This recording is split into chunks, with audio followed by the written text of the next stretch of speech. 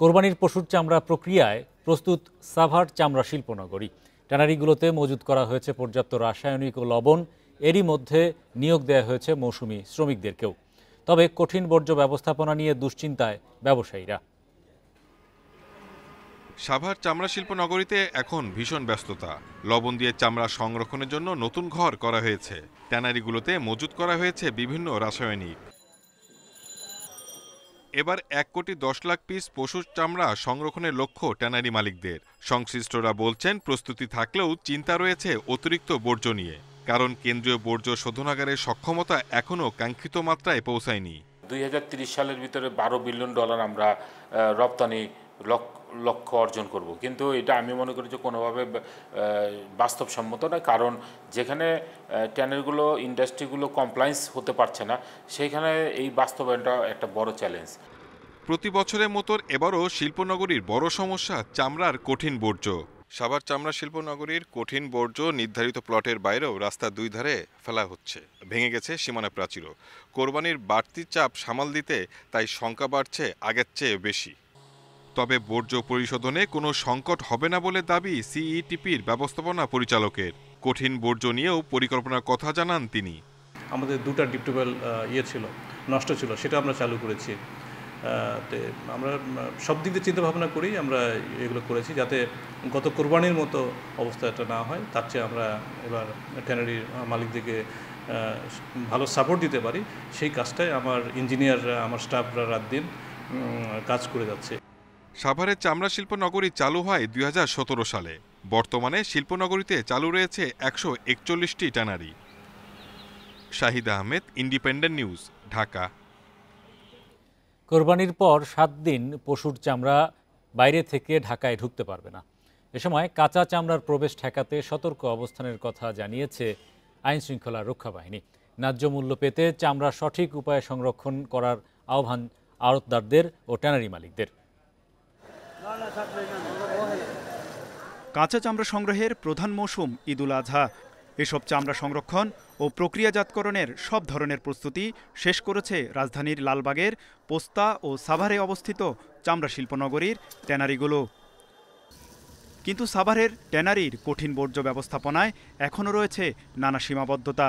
সে কারণে সরবরাহ সীমিত রাখতে রাজধানীতে কাঁচা চামড়া প্রবেশকে নিরুৎসাহিত করেছে সরকার।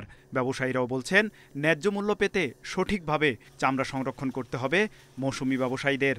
মৌসুমি ব্যবসায়ী সহ যারা ফরি আছেন, হাজার হাজার ব্যাপারী আছেন, তারা যাতে আপনার সঠিক সময়ে আপনার লবণটা দিয়ে এই চামড়াটা আপনার প্রিজার্ভেশন করা হয়, এবং আপনার চামড়া ছাড়ানোর ক্ষেত্রেও যাতে আপনার প্রত্যেকটা কুরবানি যাতে আপনার সেখানে খেয়াল রাখেন চামড়াটা কোনোভাবে যাতে লেস কাট বা ফ্লে কাট না হয়। তড়িঘড়ি করে যদি চামড়া নিয়ে আসে, সেই ক্ষেত্রে চামড়াটা পচনশীল দ্রব্য, এটাকে নষ্ট হয়ে যাওয়ার সম্ভাবনা খুব বেশি থাকে।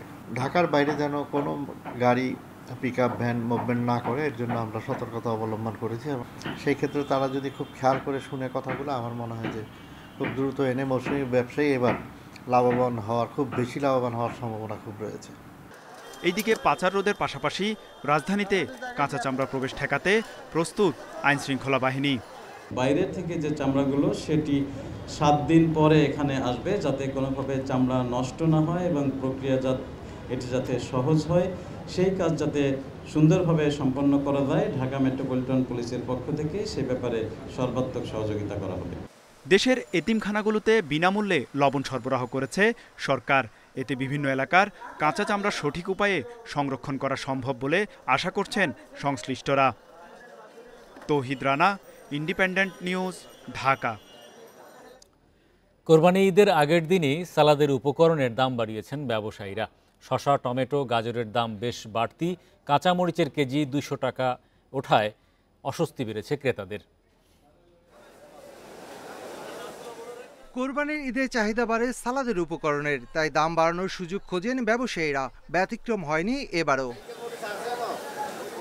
ঈদের আগের দিনই তেতে ওঠে শসা, টমেটো, গাজর ও কাঁচামরিচের দর। শসার কেজি বিক্রি হচ্ছে 120 থেকে 150 টাকায়। দেশি গাজর পাওয়া যাচ্ছে 70 থেকে 80 টাকা কেজিতে। কাঁচামরিচের কেজিতে গুনতে হচ্ছে 200 টাকা। সালাদ কম বেশি সবাই খাইব, মধ্যবিত্ত যারা আছে তাদের কি অবস্থা হবে? শসার কেজি 150, মরিচের কেজি আপনার 200 টাকা কেজি। গাজর 120 টাকা, পেঁপে আছে 60 টাকা কেজি, কচুর মুরগি আছে 100 টাকা, কারকল আছে 70 টাকা 60 টাকা। শশা তো চাইলো আমার কাছে 180 টাকা। পত্রের দাম এরকম ঊর্ধ্বগতি, যে যেমনি খুশি এমনি বিক্রি করতেছে। 40 থেকে আপনি 80 পর্যন্ত সবজিরা এর ভিতরে 40, 50 অথবা 80, 70। আর সালাদ আইটেমটা অনেকটা বাড়তি। সালাদের উপকরণের আগে চড়েছে মশলার বাজার। সবচেয়ে বেশি বাড়তি এলাচের দাম। মানভেদে বিক্রি হচ্ছে 3400 থেকে 4200 টাকা কেজি দরে। এলাচের দাম আগে থেকে 100 টাকা বেশি, দারচিনি 50 টাকা 60 টাকা কেজি বেশি। তো প্রত্যেকটা তো বেশি দিতেছে। গোলপাকের মধ্যে পড়ে গেছি। এখন দোকানদার সত্য কথা বলে না ব্যবসায়ী সত্য কথা বলে? রমজানের পরে তো ধরেই বাড়তি 1000 টাকার মতন কেজি বাড়তি। ঈদ উপলক্ষে বিক্রি বেড়েছে সেমাই, গুঁড়ো দুধ ও পোলাওয়ের চালের। সংকট না থাকলেও কিছুটা বাড়তি সেমাই, চিনির দাম। নিম্নবিত্ত পরিবারের ক্রয় ক্ষমতার বাইরে যে 1 কেজি সেমাই আপনার মনে করেন আগে ছিল 200 টাকা, এখন হয়ে গেছে 250 টাকা। মশলার দাম একটু বেশি, অন্যান্য তেল, চিনি, ডাল ওগুলোর দাম ঠিক আছে। গত সপ্তাহে লালিমের ডজন ছিল 150 টাকা, এই সপ্তাহে চলতেছে 160 টাকা ডজন। এদিকে যৌক্তিক কারণ না থাকলেও বেড়েছে ডিমের দাম। ডজনে 10 টাকা বেড়ে ফার্মের মুরগির ডিম বিক্রি 160 টাকায়। Shafil Alam Sujon, independent news, Dhaka. ঈদের আগের দিনে সারা দেশে জমে উঠেছে কোরবানির পশুর হাট। তবে দাম নিয়ে সন্তুষ্ট নন বেশিরভাগ ক্রেতারা। এছাড়া হাটে ছোট গরুর চেয়ে মাঝারি এবং বড় গরুর সরবরাহই বেশি। বিভিন্ন হাট ঘুরে পছন্দমতো পশু কিনতে না পেরে অনেকেই দাম কমার আশায় রাত পর্যন্ত অপেক্ষায় রয়েছেন। রাজশাহীর সবচেয়ে বড় সিটি হাটে উঠেছে বিপুল সংখ্যক কোরবানির পশু। সকাল থেকে আছে ক্রেতাদের আনাগোনা। তবে গত বছরের চেয়ে দাম কিছুটা বেশি হওয়ায় ঈদের আগের দিনও হাটে গরুর কমতি নেই। বিক্রেতারা বলছেন এবার মাঝারি ও ছোট আকারের গরুর চাহিদা বেশি। এখনও পুরোদমে বেচাকেনা শুরু না হওয়ায় হাটের বেশ কিছু পশু বিক্রি না হওয়ার শঙ্কা ব্যবসায়ীদের। তো শেষ দিন হয়তো অনেকে মনে করতেছে যে দামটা ছাড়বে, আবার কেউ মনে করতেছে যারা বিক্রেতা তারা মনে করতেছে একটু শেষ দিন বেশিও হতে পারে। খাবারের দিয়া লেগে দাম বেশি, তার লেগে আপনার গরুর কম দাম বলছে, তাহলে গরু আমরা দিচ্ছি না। খুলনার হাটগুলোয় কোরবানির পশুর সরবরাহ পর্যাপ্ত। গেলবারের তুলনায় এবার বড় গরু উঠেছে বেশি। তবে ক্রেতাদের অভিযোগ দাম বেশি থাকায় পছন্দমতো গরু কিনতে পারছেন না তারা। দাম কমার আশায় রাত পর্যন্ত অপেক্ষা করবেন অনেকেই। মানে আমার দৃষ্টিতে মনে হচ্ছে গরুর দাম বেশি, ঠিক আছে, ক্রেতা কম। আমরা গরু বেচতে পারিনি এখনো, গরুর দাম কম। বরিশাল জেলায় বসেছে ছোট বড় 82টি কোরবানির পশুর হাট। তবে গত বছরের তুলনায় হাটগুলোতে এবার গরু কম বলছেন ক্রেতারা। এছাড়া ছোট গরুর চেয়ে মাঝারি এবং বড় গরু হাটে উঠেছে বেশি।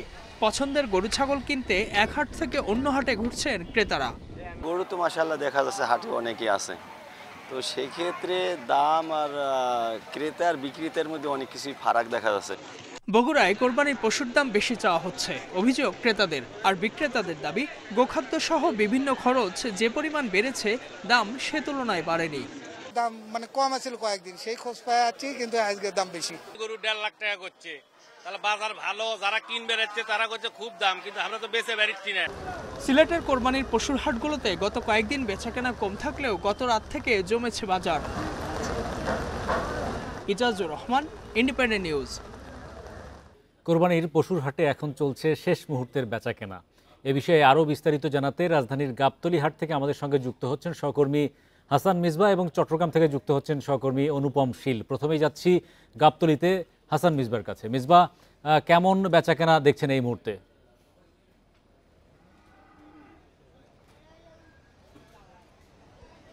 রাজধানীর 20টি পশুর হাটের মধ্যে গাবতলী একটি স্থায়ী পশুর হাট। এখানে গতকালকে কেনাবেচা খুবই ভালো ছিল, আজকে সেই তুলনায় এখন পর্যন্ত গরু আছে, কিন্তু সেই তুলনায় মানুষের সংখ্যা অর্থাৎ ক্রেতার সংখ্যা কিছুটা কম।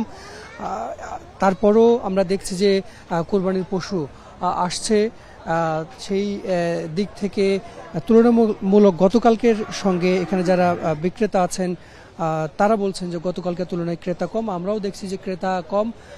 যারা গরু নিয়ে এসেছেন, ছাগল কিংবা এখানে আমরা উটও দেখতে পেয়েছি, তারা আসলে বলা চলে যে অলস সময় কাটাচ্ছেন, সেই অর্থে আসলে বিক্রি কম।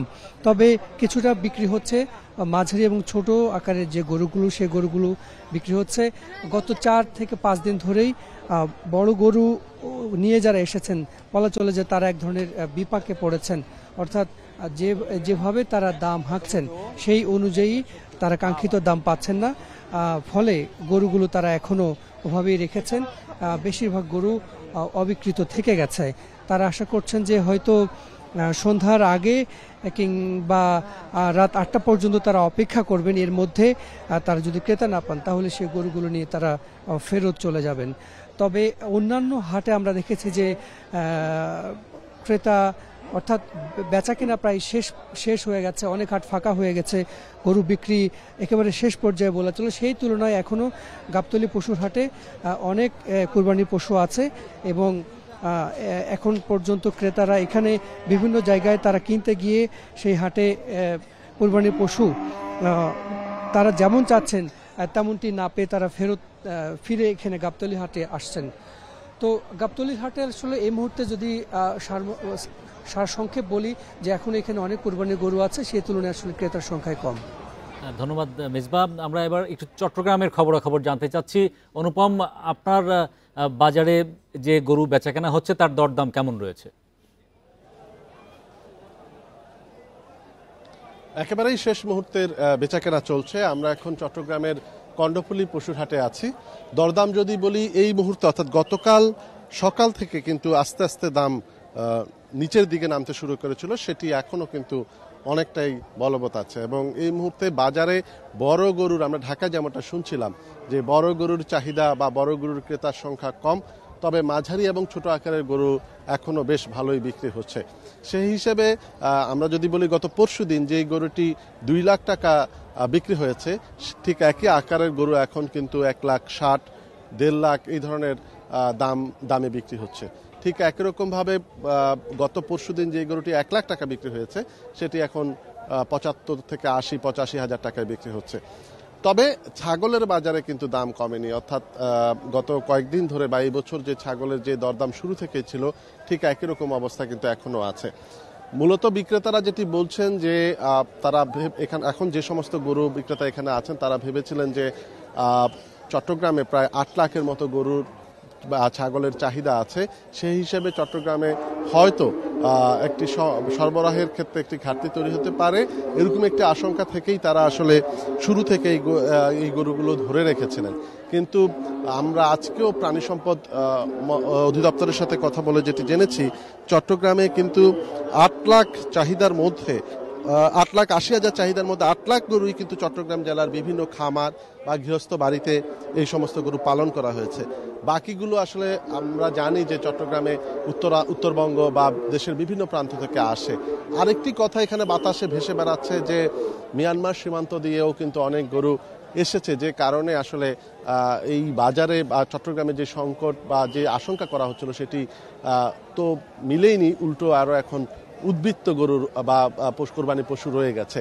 সেটি আসলে এই কারণে গত 2 দিন ধরে অর্থাৎ গতকাল এবং আজকে পশুর দাম কমে যাওয়ার একটি অন্যতম কারণ।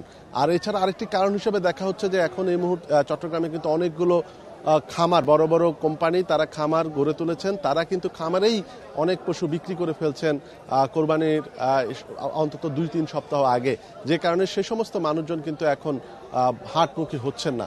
এটিও একটি বড় কারণ আমাদের সঙ্গে যুক্ত হওয়ার জন্য। 1 সপ্তাহের ব্যবধানে ধাতব পণ্যের নমুনা পরীক্ষার রিপোর্ট বদলে ফেলেছে বাংলাদেশ প্রকৌশল বিশ্ববিদ্যালয় বুয়েট। এতে বিপাকে পড়েছে মংলা কাস্টমস কর্তৃপক্ষ।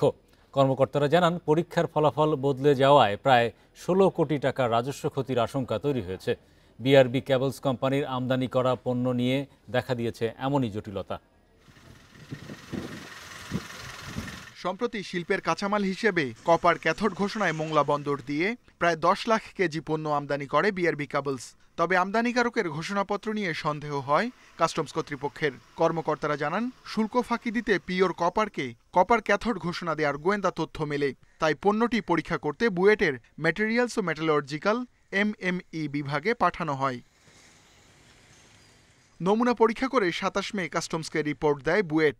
ফল আসে পণ্যটি পিওর কপার। নমুনায় কপার ক্যাথোডের কোনো বৈশিষ্ট্য মেলেনি। 3 জুলাই কাস্টমসকে আরেকটি রিপোর্ট পাঠায় বুয়েট, যার ফল সম্পূর্ণ বিপরীত। দ্বিতীয় রিপোর্টে দেখানো হয় নমুনাটি কপার ক্যাথোডের। এ বিষয়ে ব্যাখ্যা জানতে বুয়েটকে চিঠি দেয় কাস্টমস। তারা 2 ধরনের রিপোর্ট পাঠিয়েছে। কেন তারা পাঠিয়েছে আমরা সেটি আসলে জানতে চেয়েছি। এর মধ্যে তারা আমাদের সঙ্গে লিখিত বা মৌখিক কোনো ধরনের যোগাযোগও করে নাই। অর্থাৎ তারা অনেকটা নিজ উদ্যোগেই 2 ধরনের রিপোর্ট পাঠিয়েছে। এ বিষয়ে বক্তব্য জানতে যোগাযোগ করা হয় বুয়েটের MME বিভাগের প্রধান AK বজলুর রশিদের সঙ্গে। ক্যামেরায় কথা বলতে রাজি হননি। মোবাইলে তিনি জানান, নমুনা পরীক্ষার ফল ভুল হওয়া স্বাভাবিক ঘটনা। কাস্টমসকে ব্যাখ্যা দেয়া হবে বলেও জানান তিনি। এটা সিম্পল ব্যাপার, এটা সচরাচর হয়ে থাকে। টেস্ট করতে গেলে টেস্টে ভুল হবেই, সেখানে গন্ধ খোঁজার কোনো কিছু নেই। এদিকে মিথ্যা ঘোষণায় আমদানির অভিযোগের বিষয়ে বক্তব্য জানতে BRB কেবল কর্তৃপক্ষের সঙ্গেও যোগাযোগ করা হয়। কোম্পানির চেয়ারম্যান জানান, তাদের কোনো বক্তব্য নেই। কাস্টমস কর্মকর্তারা জানান, বুয়েটের ব্যাখ্যা পেলে দ্বিতীয় কোনো প্রতিষ্ঠানে আবার নমুনা পরীক্ষা করা হবে। পণ্যটি পিওর কপার হলে আমদানিকারককে আরও 5.5 কোটি টাকা শুল্ক দিতে হবে। পাশাপাশি গুনতে হবে দ্বিগুণ জরিমানা। Ruhul Amin, independent news, Dhaka. কুড়িগ্রাম জেলার ধরলাপাড়ে কুড়িগ্রাম সোনাহাট স্থলবন্দরের পাশে গড়ে উঠবে ভুটানি বিশেষ অর্থনৈতিক অঞ্চল। এই অর্থনৈতিক অঞ্চল দ্রুত বাস্তবায়নে প্রয়োজনীয় ব্যবস্থা নেয়ার জন্য প্রধানমন্ত্রীর বেসরকারি শিল্প ও বিনিয়োগ উপদেষ্টা সালমান এফ রহমানকে অনুরোধ জানিয়েছেন ভুটানের রাজা জিগমে খেসার নামগেল ওয়াংচুক। শনিবার রাতে ভুটান সফররত সালমান এফ রহমানের সাথে সৌজন্য সাক্ষাৎ শেষে রাজা এই অনুরোধ জানান। এ সময় ভুটানের গেলেফু জেলায় নির্মাণাধীন অর্থনৈতিক অঞ্চলে বাংলাদেশি ব্যবসায়ীদের বিনিয়োগের সম্ভাবনা তুলে ধরে সালমান এফ রহমানকে আমন্ত্রণ জানান। এর আগে গত মার্চে বাংলাদেশ ও ভুটান সরকারের যৌথ উদ্যোগে প্রস্তাবিত ভুটানি বিশেষ অর্থনৈতিক অঞ্চলের নির্ধারিত স্থান পরিদর্শন করেন ভুটানের রাজা। সোনালী ব্যাংককে 96,04,000 রুপি জরিমানা করেছে ভারতের reserve bank of India RBI। লেনদেনের বিধি ও নির্দেশনা লঙ্ঘন করায় এই জরিমানা করা হয়েছে। একই অভিযোগে মুম্বাই ভিত্তিক সেন্ট্রাল ব্যাংক অফ ইন্ডিয়াকেও 1,50,00,000 রুপি জরিমানা করা হয়েছে। ভারতের কেন্দ্রীয় ব্যাংক জানায়, 2022 সালের 31 মার্চ থেকে চলমান একটি পর্যবেক্ষণের ফল হিসেবে এই জরিমানা করা হয়েছে। RBI এর পর্যবেক্ষণে বেশ কিছু অসঙ্গতি ধরা পড়ায় ব্যাংক দুটিকে কারণ দর্শানোর নোটিশ দেওয়া হয়েছিল। সরকারের ভর্তুকির বিপরীতে একটি প্রতিষ্ঠানকে ঋণের অনুমোদন দিয়েছিল সেন্ট্রাল ব্যাংক অফ ইন্ডিয়া।